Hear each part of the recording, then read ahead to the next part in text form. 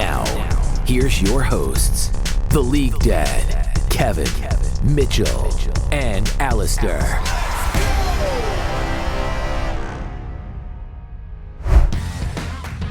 What's up, gamers, and welcome to another episode of the All In Podcast. I am the League Dad, and today I'm joined by Kevin and Mitchell, but unfortunately, Alistair couldn't make it today. I don't know what happened. He just kind of bailed on us. Maybe he doesn't think we're good enough to, I don't know, to be associated with him. I mean, I guess he made Masters now, so it's like, oh, sorry. Sorry for you.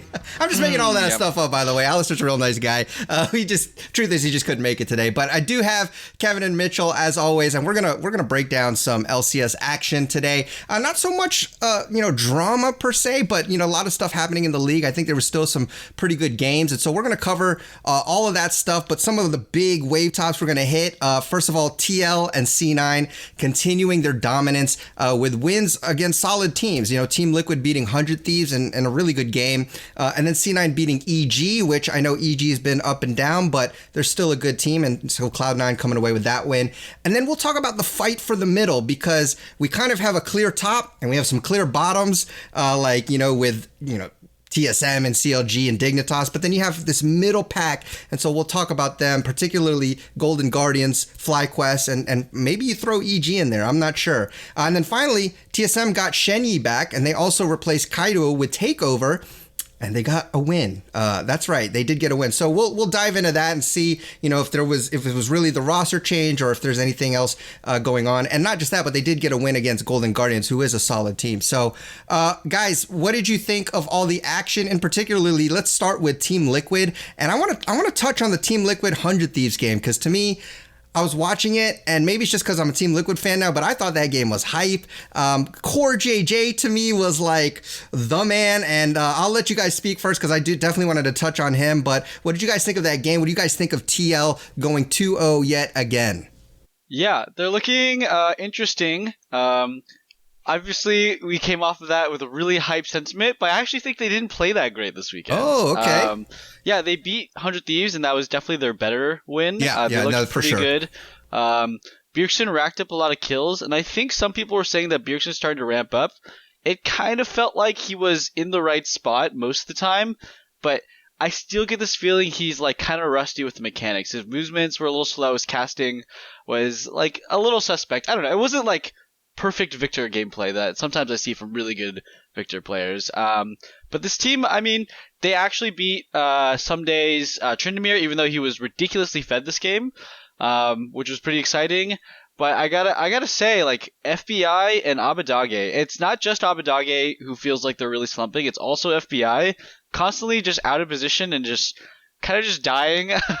It felt like in this game too, it just felt like, oh my god, everybody was getting support gapped. It wasn't just Huhi, but like Core JJ was mid, he was top, and then he was bot, everybody was dying to his stuff. It was ridiculous. And it felt like, I don't know, like Abadage and FBI just got super tilted and stopped really playing very well at all and just dying on repeat. So kind of an interesting turn of events where I feel like both teams could have played a lot better, but TL obviously won. So. Yeah, I think Liquid played the game pretty well overall. I think that giving Han Sama Zeri is just kind of trolling. I don't really understand how that got through. And Core just Nautilus is not a good pick per se. Like, most people don't look good on Nautilus, but Core just is always smurfing, it looks like. And so first pick, Nautilus. Yeah. And can I just say too, deal with it. Real quick, Kevin, I just got to interject, because after I saw that game, I immediately went into solo queue and queued up support and played Nautilus, and I inted my face off. Yeah. I tried level 2 ganking. But continue on, I just had to throw that in there. I mean, again, it is kind of cheesy. Again, the level 1 gank, like, if it works, it should work, right? The way they set it up, it was almost always going to work. But if it works, like, yeah, it's great. And if it doesn't work, oh, that sucks. But most of the time that works, because Nautilus is almost impossible to mess up in that scenario. So that's cool. It's good that TL has a bevy of strategy. Like, honestly, TL probably plays more of a variety of characters than C9 does, or at least the same variety between Bwipo and then, if you count Bwipo's picks. Because they, choose, random stuff, as we'll talk about in the other game. But, yeah, I think they look good. I agree, Bjergsen's not at top form, but he's old reliable in the sense that, he's almost always standing in the right spot, whether his cast timings and his ability placement is perfect yet. It's not, but it's good. It's more than good enough to be number 1 in the league, which is a problem. Right now. Our mid lane is looking with Abadage so far down. It's like I think it's like Beer, Jojo, and a few others, and I'm just like, oh, this is really bad, guys. Yeah. The mid lane talent is definitely suffering this year. It really is. I mean, as much as I love Bjergsen, because I am a Bjergsen fan, I've been following his stats, and he's just not. He's there. He's solid. He's kind of like that bedrock. And one thing also that I've noticed, and I don't know if this was true with TSM because I didn't pay attention that much, but most of their drafts, they are counterpicking for Bjergsen. So they always let him get those last 2 picks. I think he gets to counterpick like 80% of the time.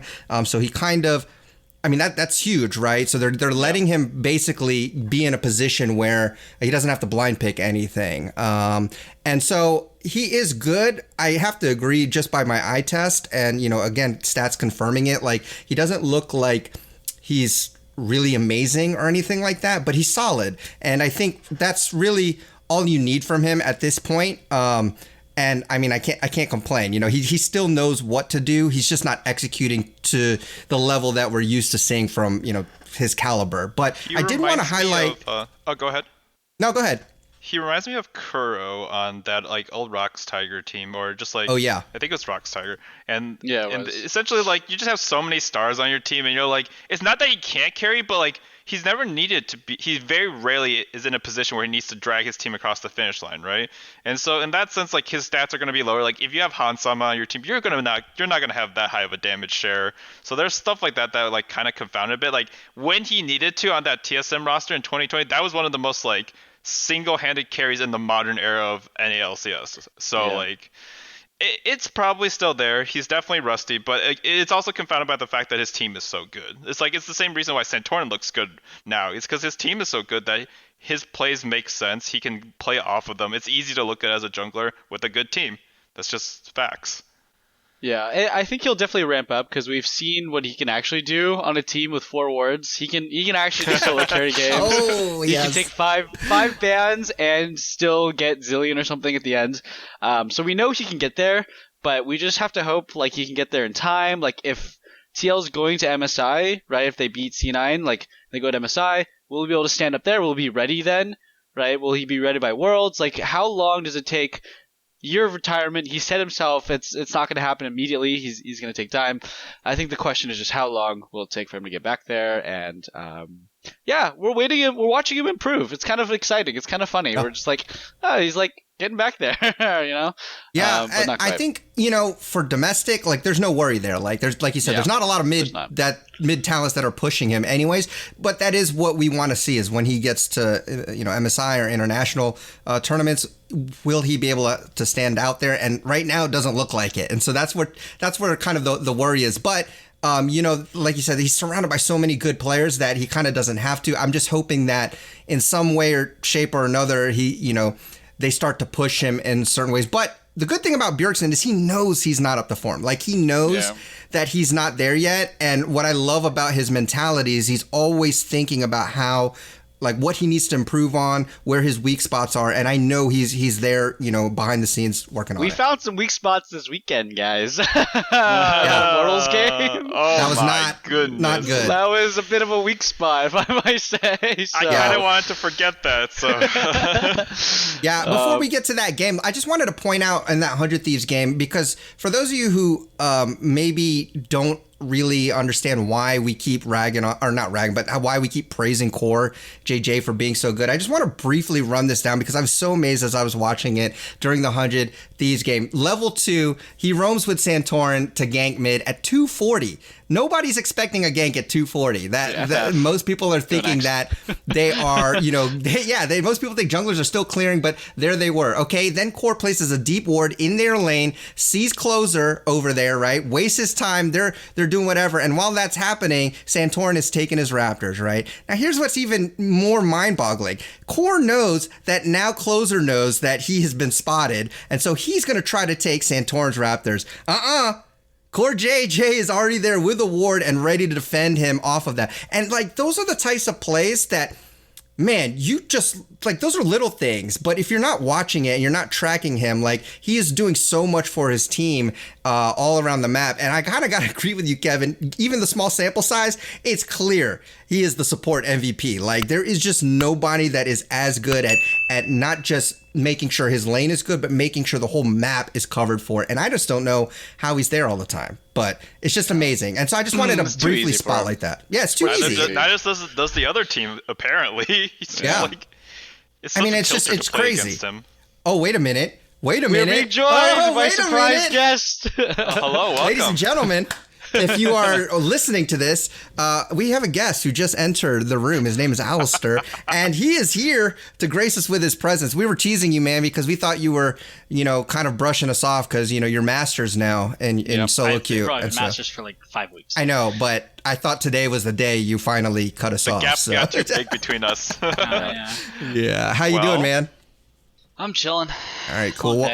Well, we're just talking about Team Liquid and 100 Thieves and really just talking about how awesome Core is. And right now I wanted to talk about that Immortals game because they did almost throw that one. But interesting to me, Bwipo pulling out the Shyvana against Graves. Now, maybe you guys can clue me in on this. Is that supposed to be like a counter for him or what's the deal there? I have a lot of thoughts. Okay, so good. I have a bit of a segment here to talk about that, actually. All right. So, Kevin, I don't know if you noticed Bwipo's builds. He went Frostfire, Warmogs into Demonic Embrace. I may have actually already played that build.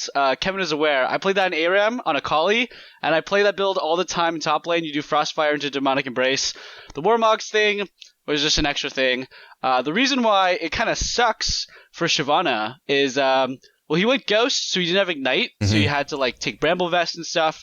He was always kind of behind the curve, and I don't know, Graves is just he can just run away if Shyvana tries to run at him, right? So it kind of felt like a weird matchup in that sense, but that build, the Frostfire Gauntlet Demonic Embrace build, is no joke. If you're a magic damage sort of bruiser, and you don't need mana or anything, it's a perfect combination. You're really tanky, and you do stupid amounts of damage. I just like to say Bwipo saw my ARAM match history and copied my builds. There it is. Hey, it looked really familiar as it was happening. I'm like, wait, why did he build Warmogs? Does he think this is ARAM? Yeah, he thought it was ARAM. I mean, he couldn't sustain against the Graves, so it kind of makes sense in that he can neutralize it, but definitely think Akali is different because you can jump on the opponent whenever you want and slow them constantly. Shyvana, you can't really do that, right? The second thing, this is a bit more of just me bragging. So Faker... Mitchell would never. No, I would never. Yeah, Faker never. was playing 2 LeBlanc games in a row against KT Rolster last night, and he went Everfrost LeBlanc. You mentioned I'm that, just saying, yeah. I've been playing that since preseason in support role with Ingenious Hunter, so I think I'm just the meta abuser from the beginning. Honestly, Everfrost LeBlanc is one of the most broken things ever. You can never run away from her. It's the best pick catch sort of combo you can have, and I'm really excited that Faker picked it up. He's only a couple months late. Yeah, so they must have some kind of spyware on your computer that is tracking. They said, who is this Mitchell guy? Let's follow his builds. Crazy weird builds. Why is he building Frostfire on Akali? This is so weird. But is the Shyvana pick, is that supposed to be like a Graves type counter or something? Because I've never seen a Shyvana top in this meta. You don't lose or die to it, but if you wanted to do it to win lane or kill the Graves, a good Graves will never let you kill him. Right, that's what I felt like. It's too easy to run away. But you can definitely you saw him use even a CS the entire game. So I thought the pick was interesting, and you outscale him in some ways in team fights, but you're eventually going to lose in the damage, and you're going to fall off compared to Graves. So I think it's one of those picks where you outscale or you value the Graves in a very small window in the mid game. I think it's a counter in the sense that there are very few characters, and this is something Revenge said himself in an interview. There are very few counters to Graves in lane. He usually gets the shove in, he usually gets prio, he gets some turret plates. If you saw that game, most of the time Graves was just under tower, and actually there was an inflection point where Shyvana hit 6, and if Bwipo didn't mess that up, he would have got a kill, or at least he would have got the pressure in, got the health advantage, and not, give a kill over. After giving the kill over, he was still very useful. So, to me, that's the marking of a good matchup, right? You messed up, gave a kill at your, biggest power spike, you're still perfectly relevant. I don't yeah. necessarily like the Warmogs, but I think I understood it because he thought he was going to be split pushing or matching the split push for longer, and he ended up just team fighting. And also, Bwipo admitted himself, he just played a bad game. Not the pick is bad. Like, he jumped in multiple times when he could have just missed. jumped backwards, jumped sideways. As a person who plays Shyvana jungle all the time, I'm like, what is he doing here? Like, I don't care how tanky you are. You're going 1v4 and just inting. And he was still useful, so I think it was perfectly fine. You can also make an argument when I was watching the lane that maybe Revenge. I think he could have played it better because he's not familiar with the matchup. That he was getting pushed in. He should never be in a scenario where he can get jumped on by Shyvana. Like, all the tools, she has one W, one ulti, and you know when she has ulti. And you have fleet footwork, you have a dash, and you have a ton of sustain.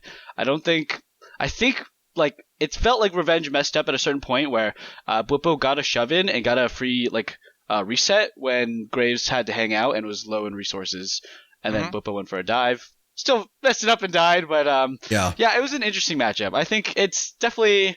I wonder if we'll see it again, but I'm not sure. And I kind of wish he went Ignite also. He would have killed the Graves. I agree with that. I mean, it's the whole point of surprise picks, right? Like, the first time MF support was picked, it's not like we don't know what's the optimal play after the fact, but in the moment, you're like, what the heck is this? He definitely this looks was like nonsense. How do I play this lane? Like, he also probably messed up letting Shyvana get to the wave in the first place. Like, you should kind of be able to just smack her around. She's a melee champion in range, so, yeah. Yeah, I mean, that game, though, I mean, it seemed like they were in control, and then they almost threw the dang thing. I don't think Immortals is good. I hate to rag on them, but I don't think they're good. They just actually, found, a possible opening there, and they ended up losing. But is there anything else you guys wanted to talk about Team Liquid before we move on to C9? Alistair, do you have any thoughts on them? Okay. I just can't believe that Immortals lost that, at the end. Yeah, I counted, actually. Arrow autoed the Nexus 3 times, and so did Xerxes. And if, they just autoed Bjerg twice, because he Zonios with, 1 HP, they just would have won. It was, so stupid. It was, so many autos wasted into the Nexus when they could have won. Yeah. Did you guys watch Gil Hoto's interview on Travis Gafford? Yeah, I thought that was really funny. It was the game was won, and then we're stupid. Yeah. And then they threw. At least they knew. Yeah, and I agree with that. That was definitely an Immortals win, but it was also an Immortals win that should never have happened. This is the kind of this is the kind of loss or almost loss and throw from Liquid that would never actually happen in a serious game. Because they all had Baron, they had Baron control, they could have just backed, but they're like, oh yeah, let's go get the kills, and then let's not back while Hullbreaker Graves is just going to town on the turrets. And I was like, well, okay, against a real team, even if we accept the very low chance that they just didn't realize this was happening, they won't make the same mistake again. So that's fine. I also wanted to point out PoE's build was an atrocity. I heard a lot of people bragging on him for that. Yeah, the fact that he topped it off with Lich Bane as his second to last item, I was like, okay, you're not dying, you're just there to land your charm and then make distraction. Okay, whatever. Why did he build Lich Bane? I'm like, where is this going from? Where does that come from? There's no AP coming in, right? You'd rather have a Death Cap and a Void Staff, or if you want to just kill turrets, right? Which could be the argument. I think a Nashor's Tooth, mathematically does more with that kind of AP behind it. You would rather have a Nashor's Tooth there in that slot. It was an atrocity. And maybe it would be fine if he could make it work, but he didn't really make it work either. He was not playing very well. Dude, that build was so good. Especially because PoE is the Nashor's Tooth guy. Yeah, exactly. The moment he had to build the item that he's known for, he's like, Lich Bane. I was like, what?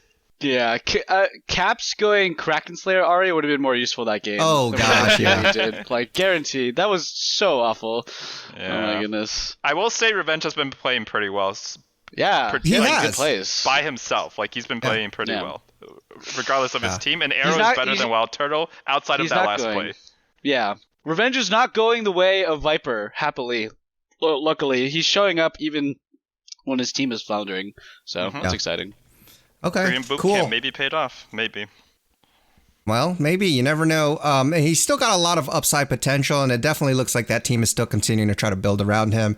But let's go on to Cloud9, our other top dog, also tied for first. Well, actually, I don't think they well, they play next week, so we'll see what happens. But they on were Sunday. 2-0 as well this week, and they beat Golden Guardians, who before this past week were considered to be, pretty good team on up and coming. And then they also beat EG. I just want to say really quickly that Blaber is doing work, man. I think this guy is, LS mentioned something that after he, short time there with C9, he realized he had way more appreciation for Blaber, because he said that Blaber actually does, despite what you may see on the Rift sometimes, he does think about the game a lot. And he's always trying to get better. He's always thinking about things. He has a brain. And so I had him just as wanted, my MVP, mid-season split MVP. I don't That's think right. anyone else had him. Nope, I had Santorin because of the consistency. But Blaber is doing work. I got to check the stats. By far the highest DPM and damage share of all junglers, highest KDA, second highest kill participation. And you can tell just from his stats, he doesn't normally have like the highest gold or XP pre-15 or whatever, pre-10. But after that, he does start to farm back up. But he likes to make plays early. He likes to get in their jungle, make plays for his laners. And he definitely has been doing that. So what I'm seeing now, like with Blaber really shining, then you have Summit, then you have Berserker. I mean, you have 3 potential carries right there. And Fudge, although maybe he hasn't been the flashiest or whatever, he's been solid. And he's been, pretty good, does kind of what he needs to do. And so this team looks really scary. Actually, they look really good because they can hit you with all different angles. So talk a little bit about Cloud9. You can talk about any of their games there, anything about the team in particular. But Alistair, let's lead off with you. What are your thoughts on Cloud9 being, at the top of the hill right here? I mean, I'm pleasantly surprised that they seem to be building up or living up to the hype. I'm at this point, it's NA. I'm pretty skeptical about hype. We saw what happened with even just EG. This split. That my biggest personal takeaway that I was really happy to see is Berserker didn't fall into the trap of going Cyrilda's third item just by default. Mm-hmm. He was building into what I would assume is a Prowler's Claw. Yep. As the mythic. Yep. I was really happy to see that. A lot of people are against it because Ezreal has 3 magic damage spells. Who cares? Q is where his damage is. Other than that, I think they all just looked really good. Yeah, the Prowler's Claw Ezreal build is really interesting. I've been hearing about it, reading about it. I'm actually confused about how that works. Do you actually Prowler's Claw onto people? No, it's mythic passive. It's okay, cool. You either go Prowler. Well, actually, sorry. Some people will. Yeah. I just think it's the funniest thing. You Arcane into somebody and then Prowlers on them. That's something tactical I was would do. playing this months ago when the item reset happened after the whole Kraken thing, and once Prowlers on AD carries became a thing, and you flash Prowler's Claw onto someone, it is really funny. That's the funniest thing ever. It works with Prowler's Claw. It also works with Eclipse if they're tanky. Okay, gotcha. See. But the CDR is nice on Prowler's Claw, so... Yeah. No, Prowler's gives Isn't lethality. it lethality? Well, no, on the passive, but it gives CDR on the item. The actual stat. Yeah. Eclipse doesn't give any CDR, which is why it's kind of a rough item to build sometimes. Yeah, that's true. Yeah. But yeah, that game was pretty exciting to watch. I don't know, Summit? Oh my god. If I play a lot of Akali, we were just talking about Akali, right? Impact, if he was better at Akali, I think I know the matchup better than Impact. I'm not gonna lie, guys. He was. This guy doesn't brag, by the way. He ulted the Gwen when he should have gotten the kill when he still had his circle up, and he missed, and he missed a Q too. It was really rough to watch because if you can burn the W on Gwen, Akali wins in almost every scenario. It's a really good matchup for her, but it took so long for Impact to actually ever get a solo kill. And Summit was letting him, giving him openings. Summit was just dashing into him. I don't think Summit really knew the matchup that well either. I don't think so. Summit would have gotten bodied by an actually good Akali player there. So I thought that was exciting to see, but also kind of a bummer. Because, who cares though, right? Blaber carried the crap out of the game. Yeah, he did. There was a joke on the cast that it's really bad if Volibear gets all the kills because eventually he's going to give a shutdown over, right? Not if you don't die. So good on Blaber. That champion is disgusting. Volibear, I just actually, before this podcast, played a game. I was against an 0-4 Volibear and he one-shot my ADC. Like, no joke. 100-0 one-shot my ADC as an 0-4 Volibear. That champ is disgusting. Yeah. So, yeah. Yeah, I mean, Volley has a great early game. He's always about the falling off, but since they won the game in 27 minutes and he was 7-0 and 9, like, yeah, there's no real falling off happening there. The dives were good. I think that Summit showed a lot of weakness, like, even before the camping that, like, went onto him. Like, dude, he was getting, like, smacked in trades that, like, Impact was playing as poorly as he pretty much could as a high-level pro player. So, like, I'm a little concerned in that sense, but it's great that C9 can at least show, like, you know, take pressure elsewhere and, like, do something with it. And Blaber also, like, you know, cleaned up some kills. I just think that Summit playing such an important character like Gwen, which is like almost 100% pick ban in other regions, and playing that poorly is a really not a good look for him. It's Blaber and Fudge looked great this game, so I think that was awesome. They were just like able to just coordinate together and just like destroy the rest of the map and roam together with it. And then I mean I think that in lane Jojopyun is fine and he's still playing well. I think that just because your team's doing poorly, I'm not gonna ignore the fact that, like, this week specifically, I thought he looked pretty decent as an individual player. Mm-hmm. Yeah. And then I have no idea what the Kha'Zix pick was about. I don't he blind even know. picked it I'm a too. Kha'Zix player, and I was like, "You pick Kha'Zix here, really?" Into Ezreal Karma, I'm like, that feels awful. Into Tank Rise, that feels awful. And I was like, terrible. okay, maybe you can duel the Volibear in certain like catches, and he did get a lot of kills on Gwen, which is good, right? You duel Gwen, yeah, he could duel Gwen, and he did get 3 kills or 4 kills early onto Gwen, right? So that's good. But I'm like, okay, what's the plan now? Yeah. So. I mean, I completely assumed that he was going to go the full-on bruiser build with Gore Drinker and just be like W spam utility bot. Yeah. Which I think would have been a lot better, especially against, Ezreal Karma. You just build, your Gore Drinker and your Cyrildas and like a Serpent Fang. I assumed that's what we were going to see, but I was wrong, obviously. Maybe a DD or something. I don't know. Just exactly. something. Just all the bruiser. OP items instead of what he built, which was like some of the least seen items. Like he built Edge of Night. I was like, okay, what's the plan, man? Yeah, Edge of Night against Ezreal Karma is very, very good. Yeah, that was rough. I think he was copying SOFM's build because he did it in LPL. He played Kha'Zix, so maybe he didn't understand what SOFM was doing. I'm sure he thought it through way more. Most people in the world don't understand what SOFM is doing. So that was unfortunate, but yeah, the W, like you evolve in max W first, and then you go E, and you just get super ton of CDR, and you just jump around, you slow people, you apply healing reduction, Serpent's Fang, you're just really annoying. I think I agree that build would have been much better. Honestly, EG is really worrying me. Like, I think, like, as hyped as they were in lock-in, we're going to see the exact same EG we've seen for the last 2 years. They're going to look kind of good in the regular season, and they're going to end 4th or 5th in playoffs. And that's just literally what they've done for, like, 4 years, 2 or 3 years straight. Since franchising. I don't know. Yeah. So... I don't know. I'm trying to give them the benefit of the doubt, but that draft definitely was hurting. Well, okay, so we talked about Team Liquid and C9. They play next Sunday, and I'm so hyped for it. Who do you think? Actually, TL's got, I mean, depending on how you view EG, they got a pretty difficult schedule because they're playing EG on Saturday and then Cloud9 on Sunday. So, real quick, let's just do it now. Predictions: TL or C9? Who's winning that game? Wow. This is gonna be interesting. Caught you off guard, did I? Last time, yeah. I don't. I know Kevin's. I'm gonna go TL. I already. Okay, TL? Alistair. I already know Kevin's vote. Team Liquid. Yeah, I'm gonna go C9. I think I it's knew C9. you would go C9 because you've been hype on Summit, baby. I have been You've Mitchell is unofficially the C9 fan of the podcast. Yeah, I think right. so. I mean, this point a little bit. I was hyping him up really hard. I mean, we were all podcast. C9 fans until the coaching change, and then it's like, Yeah, that's true. Yeah. it's just hard. I think C9 is definitely, they're gonna like really draft and make sure that someone's on something comfortable. They're not gonna do whatever they did against EG, which I definitely think was like they blind picked, knowing that Impact can play a Kali. Like they definitely wanted to test like some blind pick strategies for Summit. Just throw Gwen up there, right? Because they banned Gnar and Aatrox and all this stuff against him.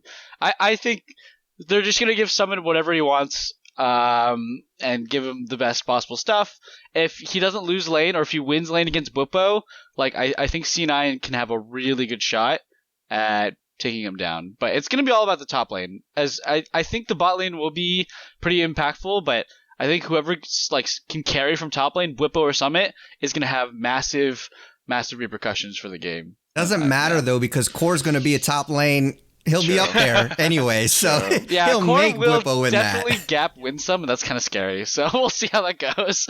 Because I do think you're right. Like Bwipo Summit, that's going to be an interesting matchup if left in a vacuum. Fudge Bjergsen, I think that's pretty good. I mean, I've always said they were like 2 and 3. In my opinion, they're mid laner. AFK against Yeah, each they're other. just They're going to go AFK, elsewhere. shove They're not going to fight each other. Yeah, they're just it's whatever. There's no way I don't know. Team Liquid, they showed their level 1 cheeses, right? They showed their mid lane cheeses now. I don't think anybody's going to fall for it anymore. If Fudge falls for a mid lane cheese, I'm going to be very disappointed. That's it's so obvious, right? You should not fall for it anymore. They showed it twice. They did it literally 2 games in a row. They did level 2 in 100 Thieves game, and they did level 1. Level 1. They went earlier. Against PoE, Bjergsen's former teammate or player. That's dirty. That is I'll do it again. Yeah. I wonder what the all chat was like, the in-game chat. I can't believe you guys actually did it again. GG. That's so funny. There's no way Fudge dies to that. Right, guys? Right? Okay, not that bad. If that happens, we're coming back to that. So put a pin on that thought. I'm like, NA is just bad. I got nothing else to say, man. NA is just terrible. Yeah. I died to the same mid lane cheese. I mean, I'll definitely say Liquid's going to win because I'm going to say that. But it's also because Core's back. And yes, I think that, while Summit probably is going to be the second half MVP, while Bwipo was the first half MVP, there's not that big of a gap between them that, I would be concerned about it. And then Fudge Blaber as a combo against Bjergsen Santorin, I'm not concerned. The problem is where C9 has been winning games and getting leads off of, it just doesn't seem like it will be as egregious. Even if Bwipo goes 0-4, he is one of the most useful 0-4 players you're ever going to see. Even in that Shiv game where he absolutely lost the early game, he just sat in a bush for almost a minute and then just killed arrows straight up. And I was like, okay, sure, man. Good for you.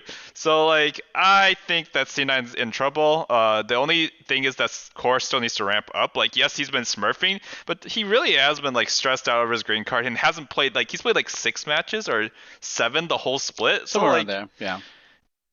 Yeah, that's a little bit of an issue, but if it just became just pure laning bot lane, Winsome and Berserker are much weaker than Core Hans currently as a duo. So, bro, if this is him warming up, then the rest of the league better be worried. I mean, some of the league is just not that strong. I think the average of the league has gotten better, right, other than TSM. But that doesn't necessarily mean that they're in the same league as this Team Liquid and C9 squad, right? You watch these 2 teams basically just smurf on the other teams so far. Yeah, they're clearly a cut above the rest, and that's why and that's why this next point here, the fight for the middle, there's clear top 2. Team Liquid, C9. You got clear bottoms in Dignitas, CLG, TSM. Dig's right in the middle, to be fair. Did I say sorry, not Dignitas? No, Dignitas is still in the middle, but I don't know. Does anybody really actually think they're that good? I mean, I don't know. To me, I think the bottom for me is Immortals, Dig, TSM, CLG. And then in the middle of the pack, I put FlyQuest up there, Golden Guardians. And now with how things have been looking, maybe 100 Thieves and EG. So that's where I'm kind of looking at is those 4 teams. What do you guys think? And we could talk about, so FlyQuest was the only other 2-0 team. But they went 0-3, right? Did they go 0-3? Yep, they went 0-3. 0-3, and then now they won 2-0. But again, they beat TSM and Dig, so not that great. But again, I don't know. So talk about these teams. The fight for the middle. Well, what are your thoughts? My first thing is I feel like we should clarify a definition of fight for the middle, because are we saying fighting for third, or are we saying middle of the pack is 5th, 6th type? I would say third through 6, third through 7, third through 6, probably it's that. Basically, the rest of playoffs is what you're saying. No, I get that. I just want to clarify what we're looking at here. Yeah. Okay. I would say my third place team, I think I would still have FlyQuest, at least for regular season. I think until playoffs, 100 Thieves will be the other top 3 team. But as for just the rest of the split, it feels like 100 Thieves is very inconsistent. And I feel like, especially after this last week, I don't really have the faith in EG. I just feel like they haven't been playing too great. The other option that was talked about last week was Golden Guardians. They lost to TSM. I don't think much else has to be said. Yikes. Well, your man Jose Dioto got a quadra. I was just thinking about that when he got that. I was like, this guy was possibly wasn't he like your jungle mid split? He was, yeah. So hey, he's doing pretty good. I still, I don't know. Like FlyQuest, I have a hard time because they've beaten the bad teams and they lose to the good teams. So that's why I do think they're a middle team. I'm guessing they'll probably be 5th or 6th though. But Golden Guardians, they ended up not doing so. I think they went 0-2 this week. And they were a team that people were thinking they were on the rise. So I still think they're a good team, honestly. I just think they messed it up. What are your thoughts on that? TSM. So, I know. Like, can we actually think they're a good team anymore? Like, I mean, like losing to C9, that's fine. But losing to TSM in their current state, like they just subbed in 2 new players and they just won this week. And I was like, how's that possible? Like, Licorice got gapped by Huni. All right, let me just say that again. Licorice got gapped by Huni. Like, what world This isn't year is 2018 or anything like that. We are in. Today is now, old man. Like, I don't know. That that just makes me lose a lot of hope for this team. I feel like Licorice had a really bad game against C9 as well.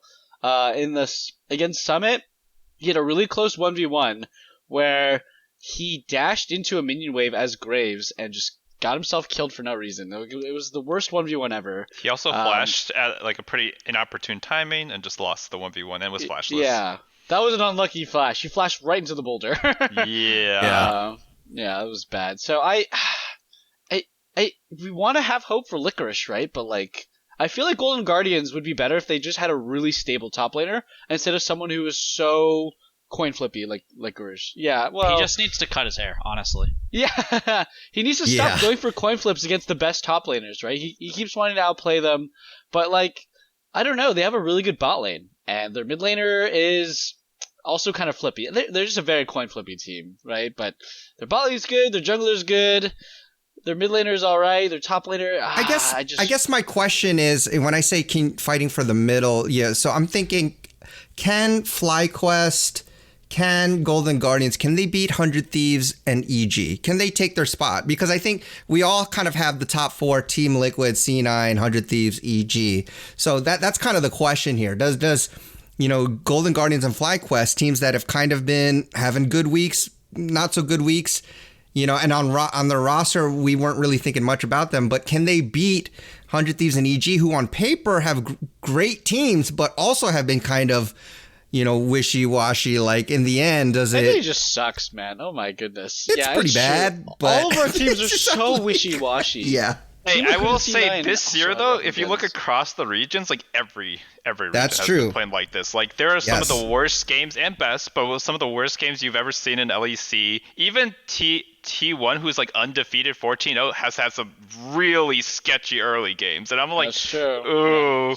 I think it might just be something to do with the objective bounties and how much you can throw games and just like how I don't like this mechanic personally, but how easy it is to just like come back when you're just a good team, right? Who's stable.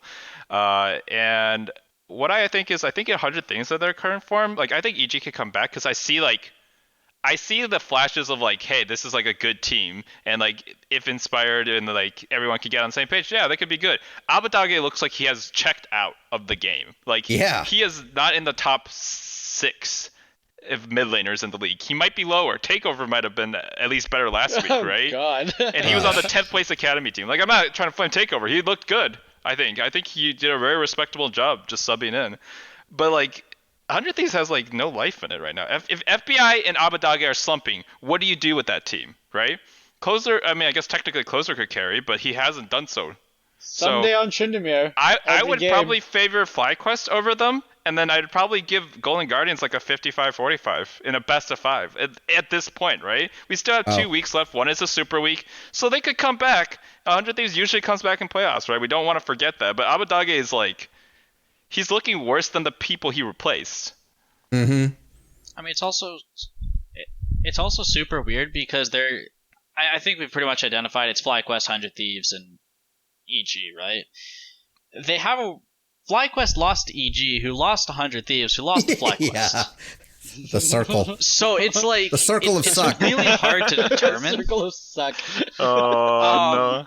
But I think I still think for regular season, and this might sound like a cop out, though it's not my intention. I think regular season, I give it to FlyQuest. I'm not sold on them in a best of 5. Okay, I could see that. I think that makes sense because if you're talking about like they do kind of have these coin flip weeks, having a team that can do a best of 5, I guess that makes sense because we haven't seen that much consistency from them. But I think that's kind of the question is, from our earlier expectations, do we think these teams like FlyQuest and, basically just FlyQuest because Golden Guardians is, kind of pooping the fan there. Can they take out these 100 Thieves in EG? Because EG hasn't looked good either, what we've been saying. So it'll be interesting to see how that plays out. But I think in the end, will it even matter? Because in playoffs, 100 Thieves in EG, they will probably end up winning. That's exactly what I'm trying to say. I mean, we saw what happened. Everyone doubted 100 Thieves in summer, and look what happened. Yeah. Okay, cool. Any last thoughts on the middle of the pack? Yeah. So because just to make sure I won't get accused of this later in the season, yeah, I don't necessarily think that this is the strongest the league has looked in a while. if that's not a controversial take, but sometimes it sounds like we say it all the time, right? When we get to summer, so like, wow, look how strong the league is. Last year we had like 4 or 5 contenders, right? It was like TSM, TL, EG, 100 Thieves, and C9. C9, of course. Yeah. This year, we have 2 stronger contenders in a while, right? Like I would love to see either of these at MSI, and if they can keep this format at Worlds, right? But outside of that, like there's a lot of growing to do, and luckily spring doesn't matter this year in terms of Worlds qualification, right? Right. So that's good. It's fine that these teams are looking bad in that sense, but at least outside of TSM, most of the teams have looked competitive enough that like they put up a fight, they don't give up, they at least attack, or don't just sit there and wait to scale and lose for the most part. So that's good, and will help team growth. And I do think that some of the mechanics comes from the Champions Queue stuff. Like a lot of people are just spamming a lot more games of higher quality. I like that, yeah. So like you'll see more scrappiness. You'll see like Licorice, like honestly, if he had won that duel in top lane against Nara, we'd be like, wow, what a baller. Like he just went in and he took that duel. Like that's something that NA top lanes just don't do as often, unless they're like new, so like they're fresh and they're like willing to take the risk, or they're like from a different region, right? Or like clearly better, right? Just like, don't dash into a minion wave for Graves. That's my only thing. Just like play it right. Like Jesus every Christ, time Bwipo takes a trade, like he's like, I don't really know if I'll win this, but I think I'll win this, and he just goes for it. He comes out like 10 health or like 1 health, and you're like, there's no way that was calculated. That was not calculated. No way. Or Santorin saves them at the last second. He's like, yeah, dude, we're so good. Santorin's like, what are you doing? I think with that Camille, you're talking about Camille Trundle, right? Where freaking Bwipo lived with 1 HP. I think Bwipo was trying to let Santorin get an assist with Trundle Pillar, so he did auto attack. Yeah. I also agree. I'm pretty sure he's the kind of psychopath that would do it. He's like, dude, 50% more gold. I'm like, bro, Camille's about to tap you. Yeah, he's always so thinking funny. about the game. He's like, what's more efficient here? I should get an assist. At the cost of almost dying. He almost died, and then Santorin had a flash ulti Q. Yeah. It was so funny. Yeah, he got the gold. It was worth. He got the assists. Bwipo got the assist instead, but yeah, it worked out. All right. Goodness. Well, TSM gets Shenyi and Takeover, and then TSM gets a win. Coincidence, or it's just Golden Guardians just bad? Because they lost their first game. I didn't think Shenyi looked good at all. I don't know. TSM's winning Worlds. Yeah, I don't know. For me, and I kind of just glanced over, it's only been 2 games, but Takeover, the only difference I see between the stats, at least, is that he's not dying as much. He's actually pretty effective in team fights, way more than, Kaiduo was. His DPM and damage share are about the same, but he's just not dying as much. So I guess that's a good thing. But what are your thoughts on TSM? We don't got to spend too much time because they do suck. But, that was kind of the storyline last week. he's coming back. Is Shenyi gonna make a difference? I didn't really see anything. They got to win, but that's my thoughts. Honestly, I have no thoughts. There it is. I missed the first 15 minutes because I went to go get food and I came back and completely checked out. So, TSM game. That's it. That's TSM. Yeah. That's TSM. I think. I don't know. Tactical is still terrible. The way he's dying, he's just like, he's just getting caught standing and autoing. It's like, I think there was this time where everybody was in mid lane and TSM is all running away, because I think Spica or Shenyi got caught and everybody's running away, and somehow at the end of it, you know who dies? Tactical dies. It's so funny. Watch this drive. I know, right? Gosh. I don't understand what Tactical's doing sometimes. But Takeover, I mean, he looked pretty good. He looked like he was making plays where K2O was not doing anything at all. He was the opposite of making plays. He was getting played on. So, I mean, I don't attribute this win at all to the swapping of the supports. It felt like it honestly, he looked worse than the other guy, Yurson, if I'm being honest. Yeah. It felt like he just got caught randomly a lot, and then he would run away, and then his ADC would die instead. So I think Takeover making plays and actually jumping in on Sylas and flashing in and getting kills and following up with Spica was what actually made it the difference. Because you never saw that with K2O. So and Golden Guardians just had a really bad. I think Licorice just had a terrible weekend, like awful weekend, one of the worst he's had in a while. And I don't know. The super unlucky Gnar ulti into Corki package over the wall. Oh yeah. Oh my God, was that should have just been lucky. game winning for GGS, by the way. Yeah. In a lot of universe, I'm like, that's how that interacts? I've never seen that in my life. I've never seen that either. I blame Blaze Olive 0%. If I saw and did that, I feel like most Corki players would have done and expected them not to go over the wall. I don't. Yeah, it was that was the perfect timing to package. It was what I thought was the perfect. Oh, I'm like, this is gonna be the win. And then they got 4-0'd, and I was like, holy crap. He saved them.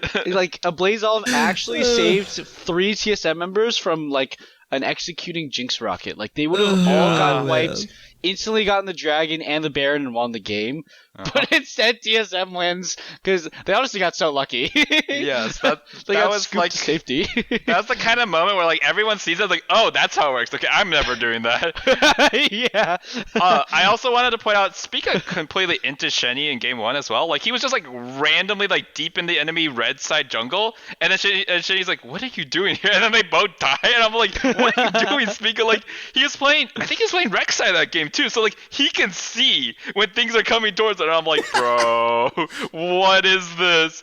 I will say that this version of TSM, they also have put Huni on a more carry role, playing toward him more, and he looked better, relative to being on support duty every game or Renekton duty. Good God. So I think that if they play toward Huni and they Shenyi is at least willing to engage and Takeover is willing to engage, they have more engage tools, that's great. There's also a reason why Tactical is one of the only players who gets Zeri let to him. He just can't win on it, and for good reason. He makes it look balanced. It was the same day he played Zeri. I'm pretty sure it was the same day Hansama played Zeri, and I was like, wow, this is a different chance.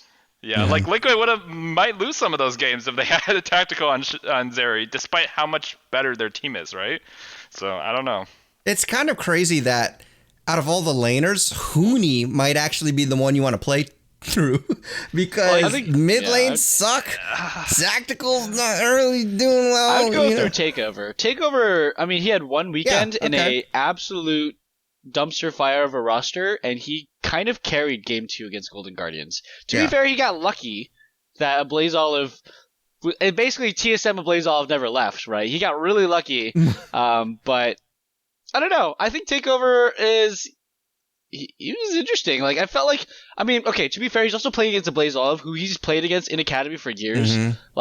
So you have to take that into account, where Takeover has been around for a while. I wonder how he does against better teams, but I don't know. I wouldn't be surprised if the what is it, I think people are predicting 3-4 15 for TSM. I think they might pick up some more wins against bottom teams with how they look now. If they can just get Takeover on a playmaking carry, just honestly, Spica, Shenyi, just throw all your resources at him.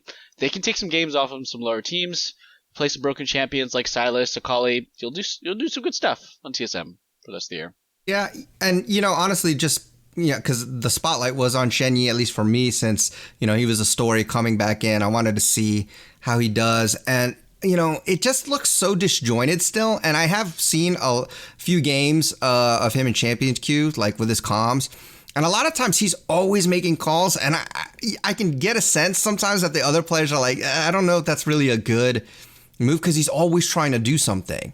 And sometimes the best play is just not to do something. Like you're always trying to just chill, just farm a bit, like take a second, breathe. You don't always need to be making a play. And it seems like he's always trying to make something happen.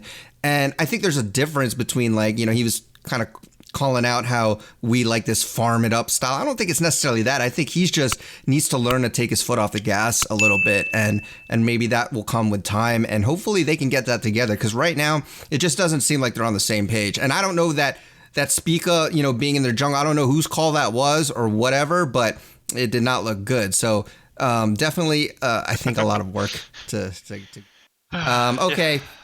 Let's talk about some meta stuff, right? Because I think there's a few storylines here. So one, Jinx was winless this week. She's been high prio. She was 0-4. Wow. Thoughts on that? Any thoughts on that? You guys still think? I mean, I don't think it was still 12.4. So, and I don't even know if she's got any nerfs or anything like that. But any thoughts why that might be the case? I think Aphelios beat a couple times. I think an Ez game won there. And you can even tie in the whole Ez Karma thing too, because that was 2-1, by the way. So I'll let you guys talk about that. I think a lot of it was just kind of, don't get me wrong, I still think Jinx is top tier ADC. Okay. And I personally think there's, at least in pro play, there's 4 good ADCs, and then everything else is just a lot worse. Or it's required to play with a specific support, like Ezreal needs to be played with Karma, or Ezreal's just completely worthless, or Lucian has to be played with Nami, that kind of thing. I think Jhin, Aphelios, Jinx, and Zeri are really the only ADCs you should be playing, unless you get Ezreal Karma type thing. I think Caitlyn may be a close 5th, but I don't think Caitlyn's very good. I think the champion's really bad right now. She can't push very hard as much as she used to, and there's never a point where she can full clear the ranged minions with her Q alone. I see. Wow. I'm not an AD carrier, so I'll take your word for it. She did fall off the pick ban phase really hard this weekend. Yeah. I think we saw it once, and then it get countered by Ezreal Karma, and then we never saw it for the rest of the weekend. Something like that happened. It just has so many more counters, and can get it, you can't outpush a lot of lanes, especially the meta ones. Jhin, Aphelios. She can push in Aphelios, but Jinx, especially with Karma, it's just not doable a lot of the time. Yeah. And if you're playing Caitlyn, you're not pushing. Why are you playing Caitlyn? Very true. Neo beat Luger on it though this weekend. It was Dignitas versus CLG. That was Caitlyn versus Jinx. Caitlyn only won one game. That's true. Probably could have played Xayah. It's kind of. I don't know. I think Luger's not bad personally, but no, yes, I agree against agree. the team. You can beat him with most anything. I think also with regards to the meta is like Karma was really, really high prio earlier in the split, and then we saw her completely drop off, and now she's back, and nothing changed about her. I think she's just always been strong, and for some reason teams forgot about her. I think she's still incredibly busted. She's the best support in the game. I think I agree with that. It's not close. I think she's has oppressive poke, and she scales really, really well.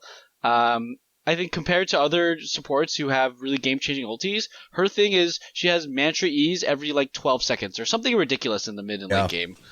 So she scales incredibly well. She has incredibly aggressive and dominant early game. Her roams are the best of all the enchanter roams compared to a Lulu or something, right? So I definitely think she should be seeing more high prio, and that the fact she came back was oh, hello, wake up, NA. Some ADCs got nerfed and some ADCs got buffed, and now we're seeing Ezreal Karma come back. Yeah, I don't know. I think the meta didn't change too much from this last patch, though. Otherwise, that. Right. I think Jinx is still great. She destroys the other regions. Like every time I watch, I'm like, no, it's still good. It's just mostly, it's also the survivor bias or whatever it's called. It's like, yeah, it's just because like in NA we let it through to the bad teams because we know they can't win with it, and we know we can like play around the fact that these are not very good players or not as good players in terms of the way the team plays around them. I think individually, if you just look at the average level or AD carries, it's pretty high, but the fact that like there are just times where like your AD carry gets no peel or like no space is created for them because you can peel an AD carry by putting pressure, right?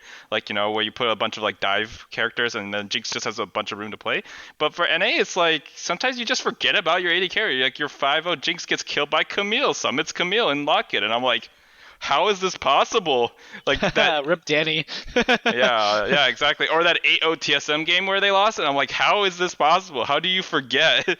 So, Rip TSM. Yeah, Rip TSM, Rip Danny. Like, it's not that the AD carries are bad, but like if you play AD carry, like ever, even if just auto-filled, like you know what it's like when your team forgets about you or doesn't make space for you.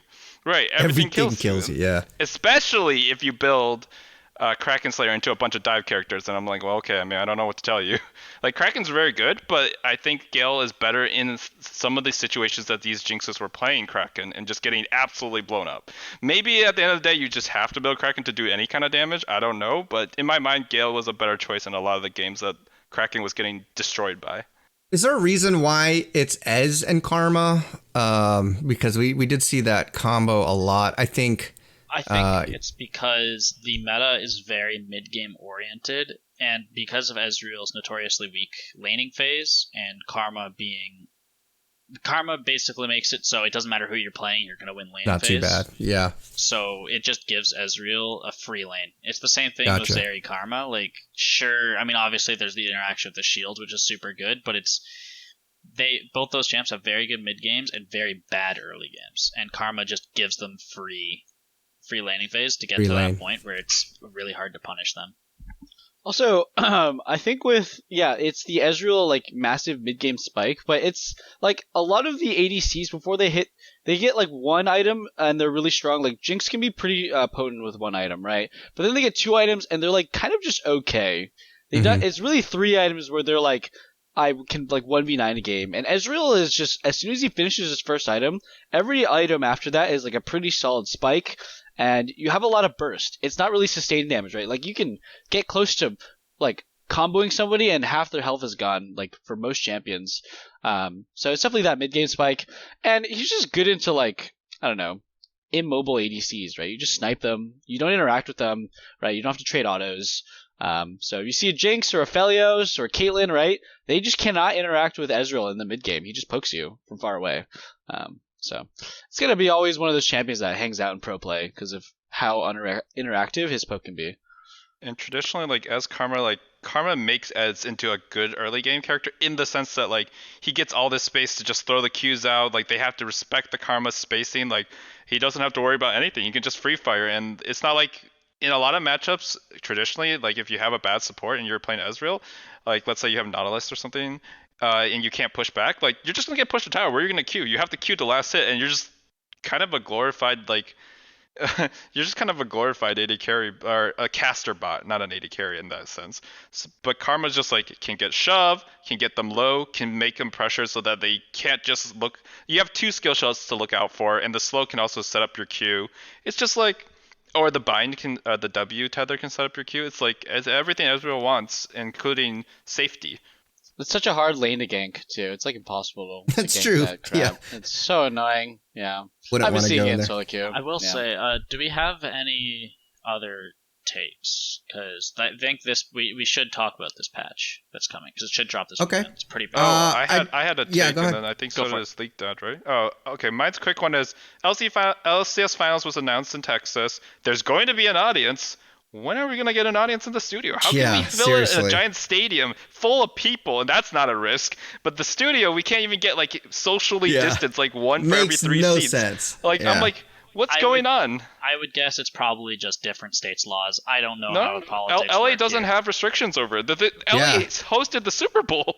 I think. Did it? Oh yeah, it did. Because It did, California, yeah, we don't have mask mandates from like a month ago or so. I think. It's been about a an month or LCS so. thing, and LCS alone has allowed it for their finals. So I'm like, we better get an audience for playoffs, or else I'm gonna like lose it. We really do need it. I mean, we've been harping on this like no audience thing for so long, and I miss it. Like, for the sake of like ratings and excitement, like, They're gonna please. forget how to cheer. Yeah, like I want to get excited for it. Yeah, even if the games are like sucky, at least there's an audience there. Maybe they can boo them, and that would be fun. You know, I don't know. You know, like when a team does bad and they start booing them, like that's what should happen. Viewership will go up if they get a live audience and we hear the reactions. Viewership will go up. People are going to be so much more hyped to watch it, and you get interviews where people are watching too. Right? Yeah. God, all these spicy interviews where nobody is actually in the studio. It's such a snooze fest. Like, I don't want to hear the production staff cheering on Core JJ. I want to hear a crowd of people. It seems so weird. Exactly.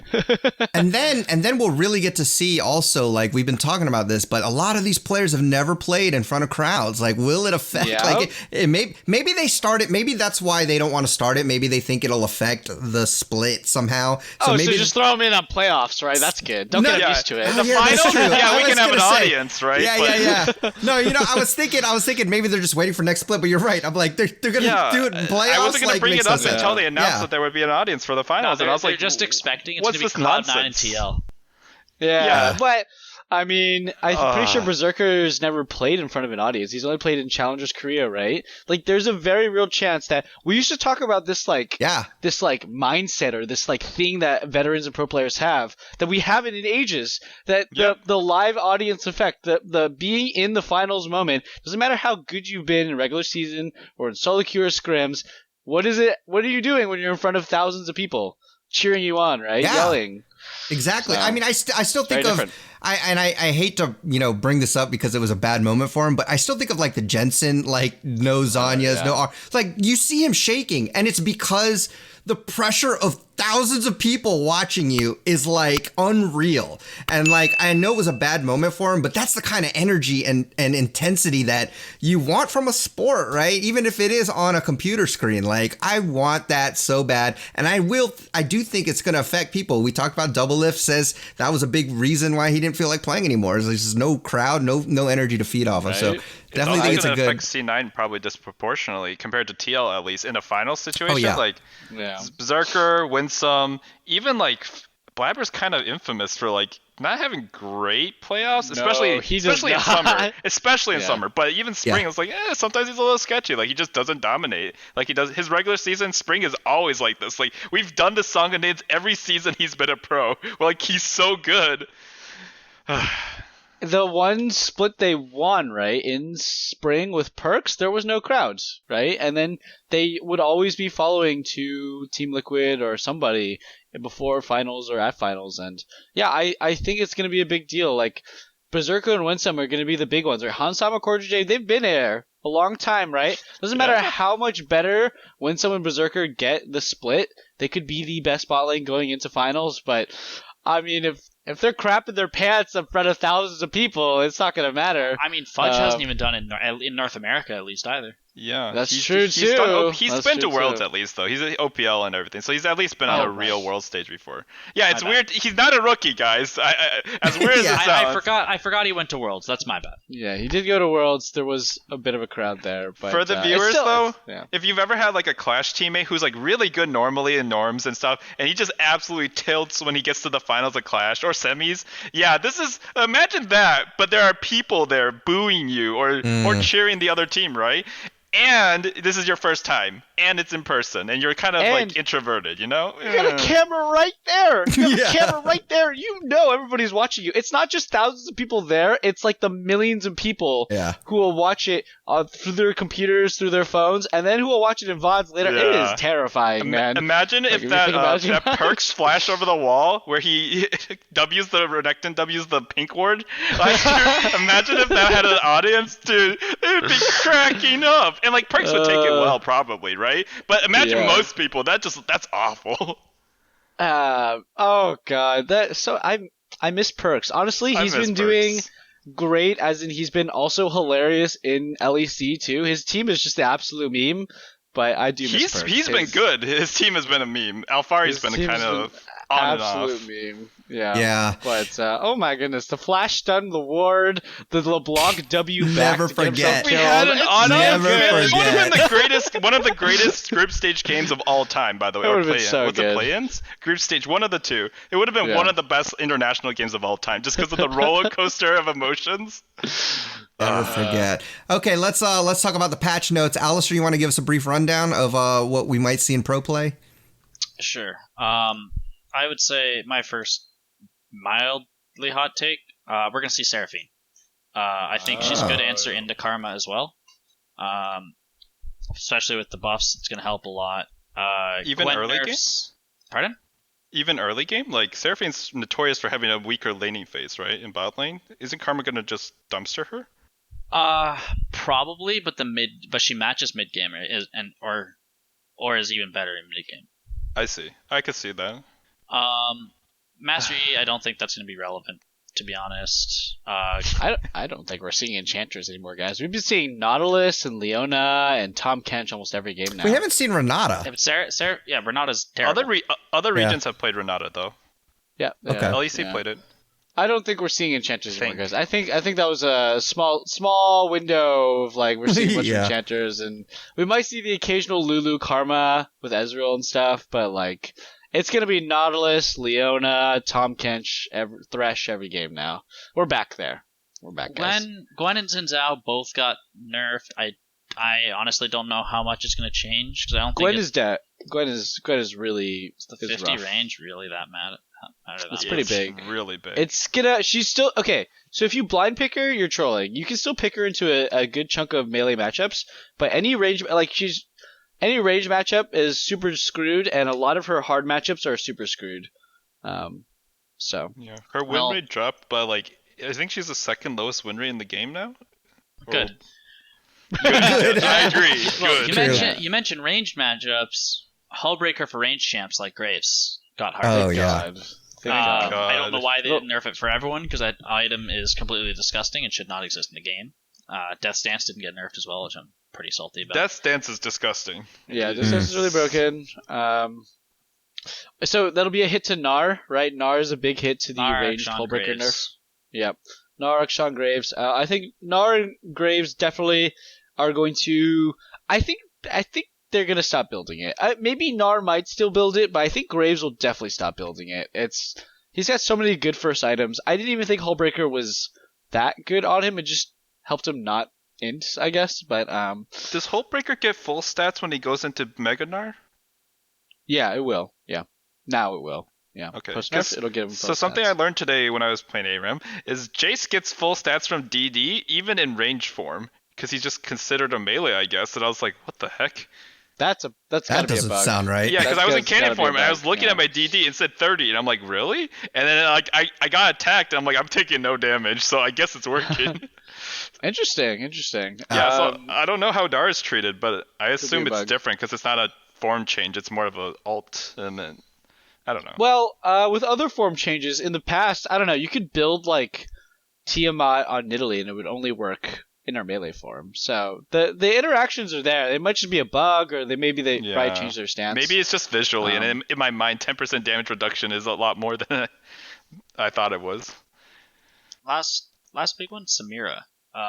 Already seen her a bit as a counter to Zeri with like a Nautilus type thing. She got some pretty solid buffs, mainly to her resistances and laning. That's the one that matters most. Her alt buff, I mean, it's not bad, but Well, one I want to mention is that we talked about the possibility, we discussed, is Ahri a bait pick? Well, she's getting nerfed a little bit. So I don't know. What do you guys think? And do you still have that same thought? Like, because I was doing some stats on her and she has about a 50% win rate. So again, like, it's not really, I mean, she's high presence, but I don't know. Like, to me, I'm not impressed. But, with these nerfs coming, I wonder if we'll even see her as much as we do. Right now, she definitely has the highest pick ban her and Rise do. So, I don't know. What are your thoughts on Ahri? I think after what Faker showed that you can do on LeBlanc with Everfrost, I don't know if there's now that she's nerfed, I don't know if there's a reason to pick Ahri when you can do like something, you can do it better with LeBlanc, and you're a bigger threat, like just in general as LeBlanc. You're much scarier. Honestly, the Ahri damage is just so low. They're nerfing her damage more.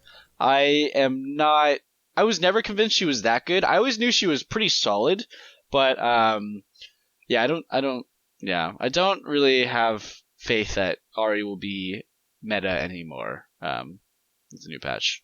I think the priority on her is going to drop. I still think she's very strong.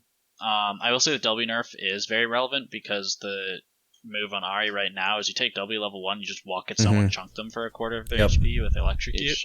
Auto them, yeah. I still personally believe that Ahri is very strong, but she hasn't been a good champion in the better part of a decade, so people just don't know how to play her, and they're still learning her. I'm sticking to my guns on that one personally. I agree with you. I agree with Alistar in this case. I think Ahri's still really strong, but now people who weren't like good at Ahri aren't going to pick her anymore because it's just not worth it as much. I think if you know how to play Ahri, there are certain things she does better than a lot of characters in terms of safety. Like no one ever wants to gank an Ahri, man. Like as a jungler, like it's a nightmare. And like the opportunity for a turn back or her roams are better than LeBlanc in the sense that she could be so flexible with how she like does her plays, and her spells they do okay damage once you get items. Like she's carried by her item builds and like how good they are. And so I think she's good. I think that you have to be a specialist. You can't build what PoE built in this new patch. Like if you built that again, it would actually be an instant lose. Like that would be a nightmare, right? But as long as you draft a good team around it, I think it's good. It's just no longer blind pick, first pick sort of thing. Okay. I don't even think it really was as much before, but it just cannot be now. Okay. Any final thoughts? I have a final thought. It was actually a thought I was going to mention when we were talking about the meta, but if you guys have anything that you want to finish the show off with, and then I'll say my piece.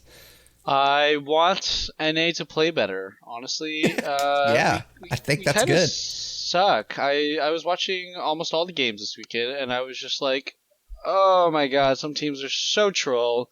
I don't know. Why do we always end up? It's not like we're bad in new ways. We're bad in the same ways every year, all the time. And I just want players to learn, and they never do. But here's a 500 okay. IQ play. Here's a 500 IQ play. I think it's happening. I think this is what's happening with Licorice, by the way. He's playing these guys in Champions Queue, right? And people like Bwipo and all these guys in Champions Queue, they're just losing on purpose. You know, they're not giving all their mechanics away. They're like, oh, and then they build mechanics away. they build this fake confidence in Licorice. Then they get on stage and like, gotcha, I'm actually still good. And then that's why Licorice is. That's why Licorice was thinking he was so good. He was like, man, I've been stomping on him in Champions Queue. What's happening? So it's a bait, man. It's a bait. This is Bwipo thinking about the game. He's like, I'm not revealing anything, you know. Yeah, maybe that's it. Maybe that's it, guys. Shout outs to Jojopyun for being number one in Champions Queue. He's grinded. He won, so I think he won like $12,000 or something crazy. Like, that's like a solid amount of money for just playing, right? Because there's no MMR system, so you just get 10 LP for winning, and he just played the most and won the most. So good for him. I'm excited to see. I hope that this keeps going because I've been watching Lorlo's stream, and it seems that as time has gone on, more and more people are muting or not joining comms, and there's less and less queue action already. So it's already kind of dying. So I hope that something happens to make it so that people keep playing. I wonder why that is. The queue times are enormous these days. So. Yeah. Well, the muting is now that's a problem. But the queue times and then less queuing is just because they have no chance of winning. So why would they queue? Like if you get this close to the end of the split, and it's like, well, I'm not gonna get in top 10 or wherever the money is at. Like, okay, whatever. I'll just like focus more on scrims or relax a bit. You know, like I'm here for the grind, but when it's close, like that's almost always the case, right? Like, there's just no point to earn it. I'm hoping your explanation is really right. Low performance, then we'll have a problem. But I I just hope that next split of Champions Queue starts and we have tons of people playing it and we don't get this drop off randomly, like, because we don't want any drop off. If there's ever like periods of time where people stop playing Champions Queue, like the fear is that that period of time just gets longer and longer and then it just dies. Yeah. And then we're back to where we started, right? Like we want this thing to last and sustain. We need at least a full year of it so we can see, did we get better internationally? No, we didn't. Okay, well, yes, They we should did. make Perfect, it right? They should make it like as part of players' contracts. Like, you know, Yeah. I don't know if they have to play a certain amount of solo queue time, but They do. if yeah. they do, then it should now be like you must play X amount of hours in Champions Queue. It'd be in the best interest of the league if they did Yeah. that. I think everybody should play Champions Queue as much as possible, all the time, and regardless of giving away your strats and stuff, right? Like, I mean, should TL really be that worried if they give their strats to like freaking Immortals or something? I mean, they almost lost to Immortals. That's a bad example. Bad example. example. You could pick a lot of other teams there. That's not the team. But you know what I mean? Like, we need if these orgs want to win worlds, like you need to make your worst teams better. Like that's the only way. You got to raise the floor. So 100%. Yeah. Okay. All right. Well, I just wanted to point out one thing is that, you know, with Tryndamere being picked so much and, you know, Hullbreaker, again, being nerfed for range and, you know, he seems like he's going to be in the top lane still a lot. You know, we saw a couple of matches against Gragas, and I just got to say that is the most boring lane to watch. They literally don't do anything to each other. Like, I think Gragas won both times that it was picked in the Trynd, so I think it is an effective counter, but it is boring. What do you guys think about, you know, do you think we'll see more Gragas coming in if we do see more Tryndamere? Because I do think we'll see or continue to see Tryndamere in this meta. I think we will. Yeah. I think you're going to start seeing like Grog Trynd bans in like the second phase. Because Gragas, he can survive lane against Tryndamere, and then he can just start team fights. His engage is so powerful that like you can't split push. A team fight will happen, and so it's kind of one of those like, how good are you at playing against Gragas engage versus how good is your Tryndamere at, you know, I guess hitting turrets. So yeah, I think Gragas is a pretty good pick. You guys have any thoughts on it? I just wanted to throw it out there. Yeah, I mean, so my brother is the one trick Tryndamere. He's only played that's that all right. his life, Yeah. right? And so God. well, he's good at other characters now, but he's been playing Tryndamere top in the real game a lot. And I'll say like, yeah, it's really weird because Tryndamere is one of those like very dynamic characters that like tends to be very aggressive, gets a lot of solo kills, dives towers, and then like Gragas just makes it into like, it basically looks like Shyvana versus Renekton or Shyvana versus Mundo from back in season 4 or season 3. Season 4, I'm pretty sure. It's like, I'm like, what? They're just sitting there doing nothing. It is, I will say that it's a little better than just like the typical counter matchup in the sense that like, yeah, I mean, if he's actually playing split push, like there's only so much Gragas can do. Like he can't kill Tryndamere, so like Tryndamere could take your turret in front of the Gragas. But in team fights, yeah, I would obviously always want to have a Gragas, and in split push, I would always want to have a Tryndamere. And I don't think that a lot of teams know how to use their Tryndamere correctly. So like we just don't see a lot of Tryndameres getting like huge amounts of pressures elsewhere.